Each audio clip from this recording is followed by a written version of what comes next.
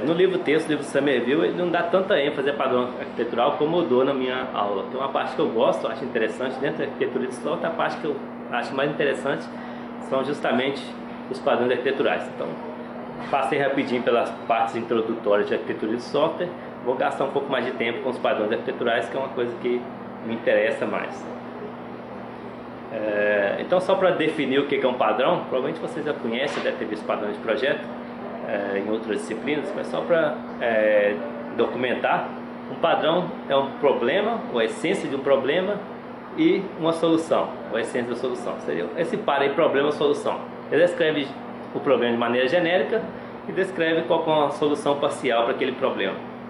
Então isso é a definição de padrão em engenharia de software, no geral cai para isso. Padrão de projeto é um problema de modelagem que é recorrente, como problema de projeto, e uma solução parcial que soluciona aquele problema. Em arquitetura a mesma coisa.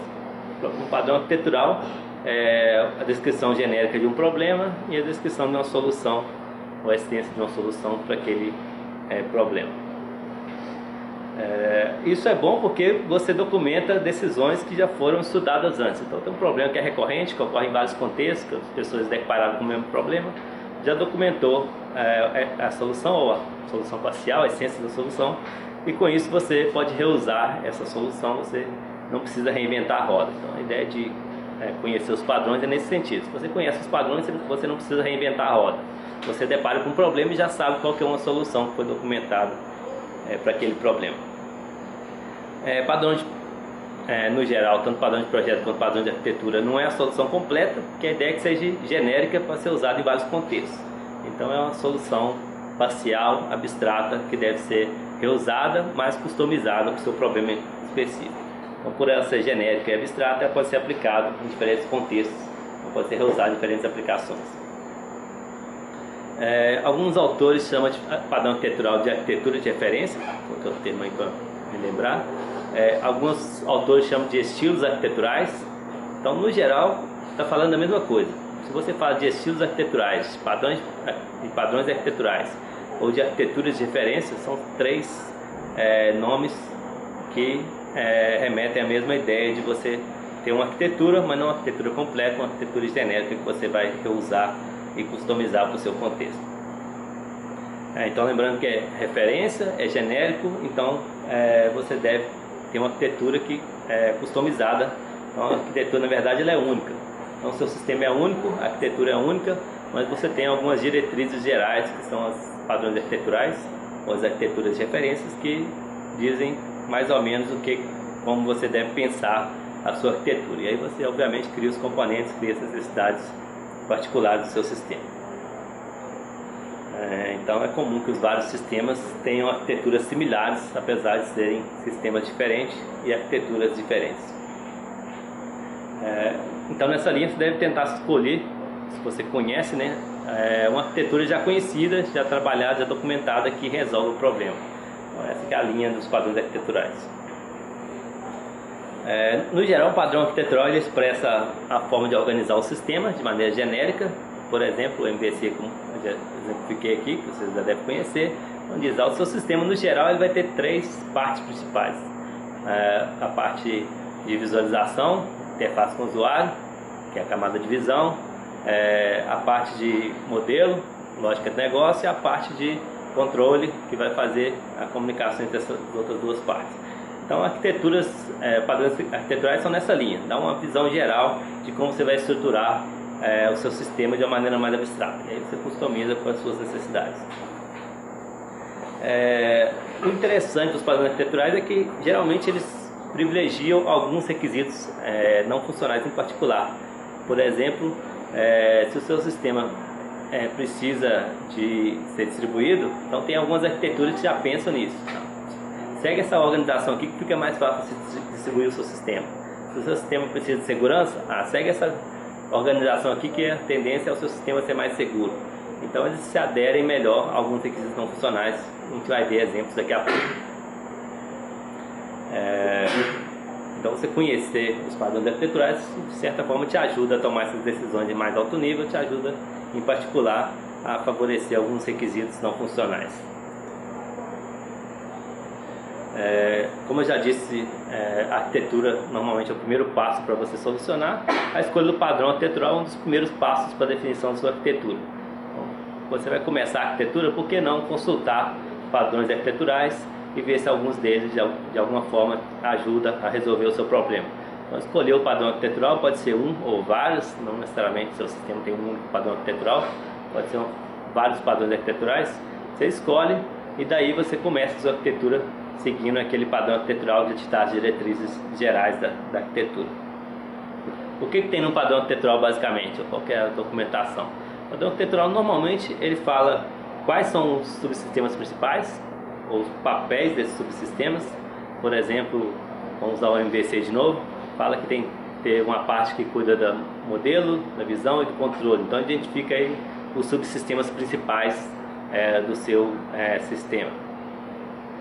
Ao identificar esses subsistemas, ele identifica as responsabilidades que são daqueles subsistemas. Por exemplo, o subsistema de visão vai ter a responsabilidade de criar as interfaces com o usuário. O subsistema de modelo vai ter a responsabilidade de modelar o negócio do sistema e assim por diante. E também identifica como que esses componentes vão se comunicar. Então, o relacionamento desses componentes estão aí também geralmente documentado no padrão arquitetural. A partir da arquitetura ou do padrão arquitetural, você cria a sua arquitetura e daí vai refinando até chegar no código. Então, a ideia é que você parte de uma arquitetura genérica, padrão arquitetural, customiza para criar a sua arquitetura específica e depois a sua implementação tem que ser aderente a essa arquitetura. Então, as atividades de modelagem, modelo detalhado que a gente vai ver na disciplina também, e de implementação e as outras na sequência, vão ter que respeitar a sua arquitetura, senão não faz sentido você criar uma arquitetura se você não vai seguir, você não vai manter ela consistente com o resto do seu sistema. Então, se você tem que o subsistema de controle de estoque se comunica com o subsistema de vendas, isso está previsto na arquitetura, o seu código vai ter essa comunicação. Se não está previsto na arquitetura, não pode haver essa comunicação no código. Caso contrário, você está infringindo as suas decisões arquiteturais, as decisões que o arquiteto do sistema tomou. Ao refinar a sua arquitetura, você pode usar os padrões. Então, a gente talvez não veja aqui na disciplina, mas talvez vocês já tenham visto a questão dos padrões de projeto, também os padrões de programação. Então, são formas de você detalhar melhor o seu padrão arquitetural. Por exemplo, vamos voltar ao MVC, que é o mais conhecido, enquanto eu não dei outros exemplos. Vamos supor que a sua arquitetura segue o MVC em mais alto nível, mas você pode usar padrões de projeto em parte específica. Por exemplo, a comunicação entre o controlador e a visão, eu vou usar um padrão Observer. Aqui no meu controlador eu vou usar um padrão fachada.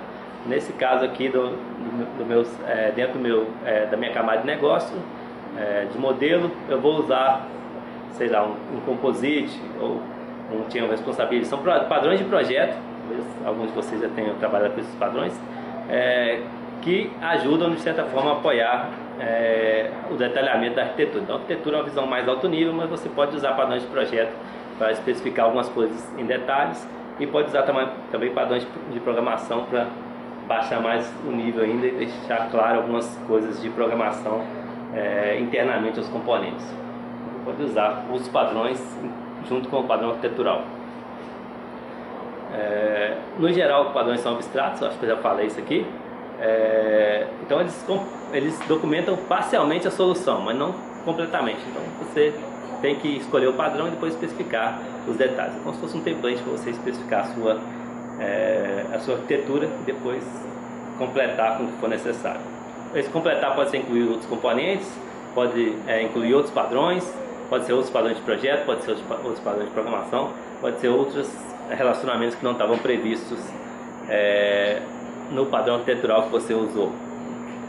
A ideia é que não seja completo e sim seja um primeiro esboço que você vai documentar em mais detalhes, vai expandir, vai criar a arquitetura do seu sistema.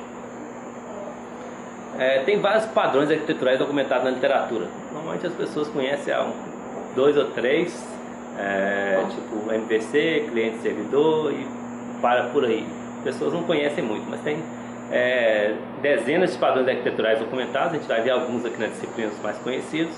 mas se você pesquisar a fundo, você vai ver que tem muitos padrões, e conhecer eles é interessante, porque aí você vai tomar a decisão mais certa para aquela situação. Então, se você deparou com um problema que não é o problema que se aplica ao MVC, por exemplo, você pode escolher um padrão mais adequado. Normalmente esses vários padrões são agrupados por categoria. A gente vai ver algumas categorias aqui na aula, basicamente as 4 mais conhecidas, e elas têm a ver com o tipo de requisito não funcional que você quer resolver. Por exemplo, padrões arquiteturais que de alguma forma lidam com sistemas interativos, que têm interação com o usuário. Então você tem várias arquiteturas, vários padrões arquiteturais que te dão dicas de como desenvolver sistemas que são interativos, que favorecem a questão da interface com o usuário. Ou se você tem um sistema que vai sofrer variação constante, por exemplo, aqui o Eclipse ele se adapta com muita facilidade. Então o Eclipse para desenvolvedor Java, o Eclipse para desenvolvedor C++, o Eclipse para PHP, e você pode adaptar o Eclipse para diferentes contextos.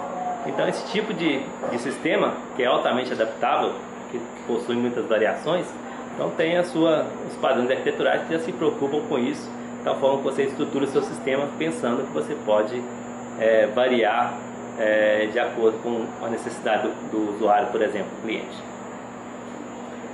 Você pode escolher a arquitetura que valoriza ou não alguns requisitos não funcionais, como por exemplo questão de confiabilidade. Então alguns padrões arquiteturais favorecem mais a confiabilidade, proteção dos dados, questão de adaptabilidade, tem a ver também com a variação e questão de adaptação para novos contextos.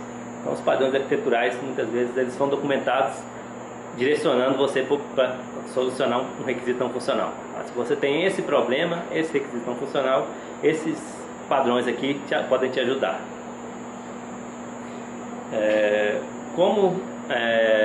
Em padrões de projeto, um sistema não tem só um padrão arquitetural. Muitas vezes as pessoas acham que é um só, né? O meu sistema é MVC, e aí parece que o único padrão arquitetural que tem ali é MVC. Mas isso não é verdade. Se o sistema é grande, é complexo, normalmente você tem que compor vários padrões arquiteturais, você tem que usar vários.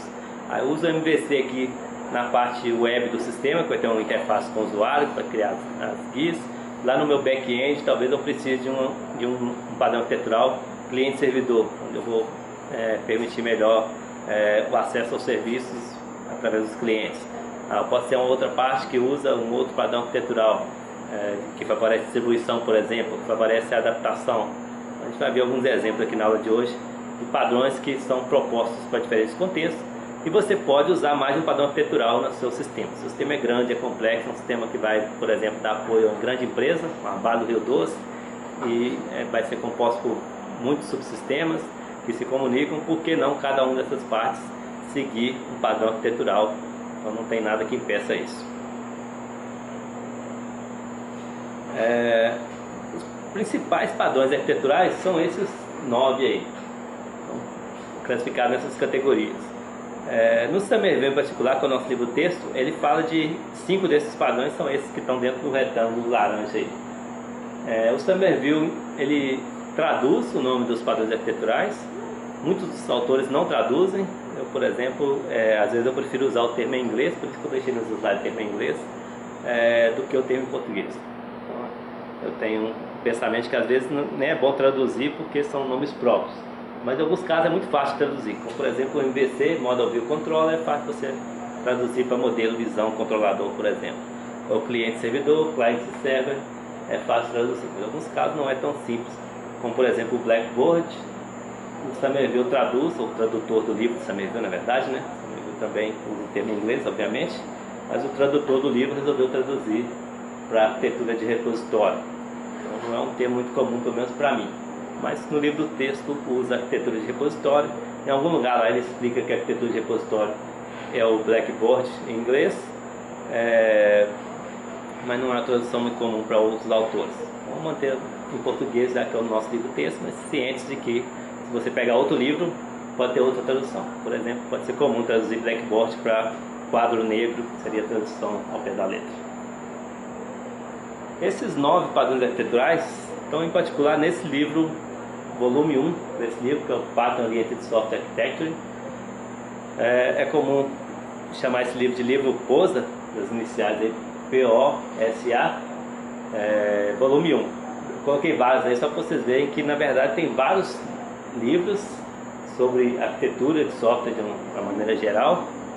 Muitos desses livros propõem ou apresentam vários padrões arquiteturais, mas os 9 conhecidos são os 9 mais conhecidos, que eu apresentei no slide anterior. Está no volume 1 desse livro, que é A System of Patterns. Então tem outros aí, volume 2, por exemplo, Patterns for Concurrence and Networked Objects. Então tem vários aí, volume 3, volume 4, volume 5, até mais que esse. Na biblioteca, por exemplo, se vocês forem lá procurar, tem outros volumes além do volume 1. Então, se você vai pegar para estudar para disciplina, por exemplo, toma cuidado para não pegar o livro errado. Então, o que eu estou usando como referência é o volume 1, A System of Patterns, que é o livro mais conhecido e que apresenta os 9 padrões arquiteturais mais conhecidos. Essa parte está na seção 6.3 do livro, que ele fala sobre padrões arquiteturais. Essa seção em particular é uma seção grande porque ele fala dos padrões arquiteturais no geral e ele discute alguns em particular. São aqueles 5 que eu falei antes: arquitetura em camadas, dutos sem filtros, arquitetura de repositório, cliente-servidor e o MVC. Então esses 5 aí ele apresenta na mesma seção que a seção 6.3 do livro, uma seção mais extensa.